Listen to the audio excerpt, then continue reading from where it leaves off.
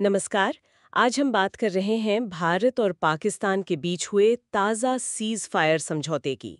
हाँ, एक अहम समझौता हुआ तो। पर होते ही कुछ ही घंटों में उल्लंघन की खबरें भी आने लगी। बिल्कुल। और यही स्थिति को थोड़ा पेचीदा बना देता है। तो आज हम इसी घटनाक्रम से जुड़े जो भी स्रोत हैं, सरकारी बयान हो, जमीनी रिपोर्टें हों या विश्लेषण, उनकी गहराई में उतरेंगे। हाँ, कोशिश करेंगे समझने की कि आखिर चल क्या रहा है। हमारा मकसद है सीज फायर की जो जटिलताएं हैं, इसका जो फौरन असर हुआ और इस पर अलग-अलग लोगों के क्या विचार हैं उन्हें समझना। चलिए देखते हैं। तो शुरुआत करते हैं हाल की घटनाओं से। ये समझौता हुआ मई 2025 में करीब 10 तारीख के आसपास। जी। लेकिन तुरंत ही जम्मू कश्मीर में जैसे श्रीनगर और खासकर अखनूर से उल्लंघन की खबरें आईं। गोलाबारी हुई, ड्रोन हमले भी रिपोर्ट हुए। और ये अखनूर वाला मामला खासतौर पे ध्यान देने वाला है क्योंकि ये काफी संवेदनशील सेक्टर माना जाता है। अच्छा। तो वहां से उल्लंघन की खबर आना मतलब ये समझौते की गंभीरता पर सवाल खड़े करता है। और भारत की तरफ से क्या प्रतिक्रिया आई? विदेश सचिव विक्रम मिश्री का बयान था कि सेना को निर्देश दिए गए हैं कि उल्लंघन से निपटें।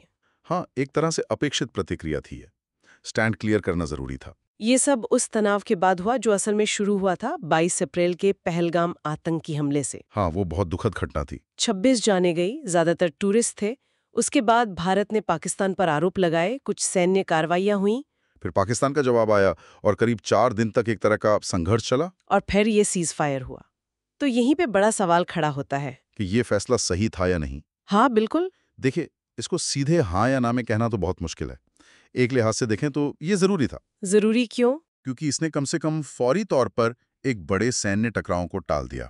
दो परमाणु शक्ति वाले देश हैं, तो तनाव कम करना, रीजनल स्टेबिलिटी बनाए रखना ये प्राथमिकता होती है। ये बात तो है लेकिन जो उल्लंघन हुए वो इसके दूसरे पहलू को दिखाते हैं। कि शायद ये टिकाऊ नहीं है या सिर्फ एक दिखावा था।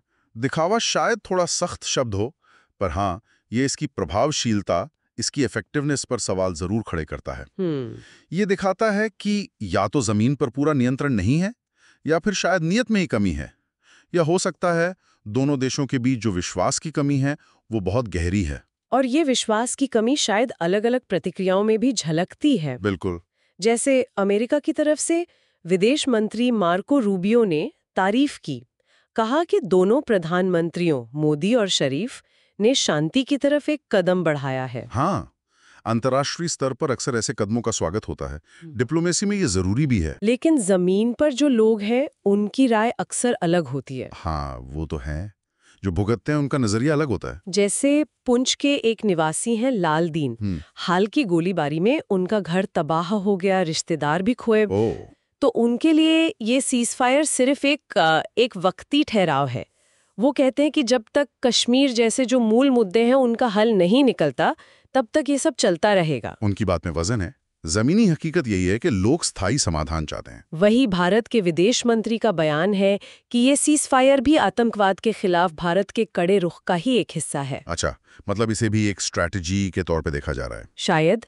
और एक बात और, पाकिस्तान की तरफ से सेनेटर शेरी रहमान ने इस पर कोई सीधी टिप्पणी नहीं की है, ऐसा हमारे स्रोतों में मेंशन्ड है। ये भी गौर करने वाली बात है।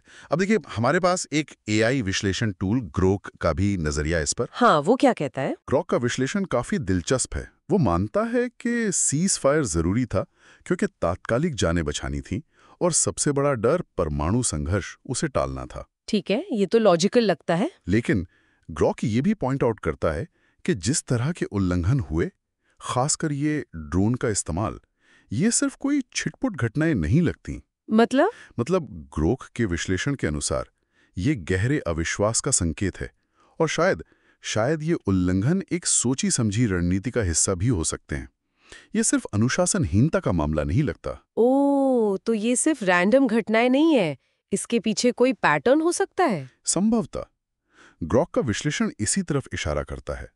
वो कहता है कि ये जो सीज फायर है, ये असल में एक अस्थायी पैबंद जैसा है, एक टेम्पररी फिक्स। जब तक आतंकवाद और कश्मीर जैसे जो बुनियादी मुद्दे हैं उन पर कोई गंभीर नतीजा देने वाली बातचीत नहीं होती, तब तक स्थायी शांति मुश्किल लगती है। सही बात है। विश्वास बहाली सबसे बड़ी चुनौती है। बिल्कुल। सिर्फ कागज पर समझौता काफी नहीं होता। तो अगर हम सब बातों को समेटें तो ये सीज फायर एक बहुत ही नाजुक और तनावपूर्ण माहौल में हुआ। हाँ, एक कदम आगे, शायद 2 कदम पीछे वाली स्थिति। फौरी राहत तो मिली, लेकिन उल्लंघन तुरंत शुरू हो गए। और जो ज़मीनी हकीकत है, जैसे लाल दीन का अनुभव, वो बताता है कि चुनौतियां बहुत बड़ी हैं और अपनी जगह कायम हैं। हाँ, और अलग-अलग मत भी हैं इस पर। अंतर्राष्ट्रीय समुदाय शायद इसे पॉजिटिव देखे, लेकिन स्थानीय लोग और विश्लेषक वो बुनियादी मुद्दों पर ध्यान देने की बात कर रहे हैं, जैसा कि ग्रोक का विश्लेषण भी कहता है। बिल्कुल। तो ये हमें एक बहुत ही बुनियादी सवाल पर लाकर छोड़ता है। वो क्या? कि अगर ये सीज़फायर समझौते या शांति की कोशिशें बार बार ऐसे ही टूटती रहेंगी, तो फिर दोनों देशों के बीच भरोसा कैसे बनेगा? वो पहला वास्तविक कदम क्या हो सकता है जिससे लगे कि हाँ, इस बार शायद कुछ ठोस हो रहा है, इस बार बात आगे बढ़ सकती है। या ये $1 मिलियन सवाल है शायद, और इसका जवाब ढूंढना ही सबसे बड़ी चुनौती है। इस पर वाकई सोचने की जरूरत है।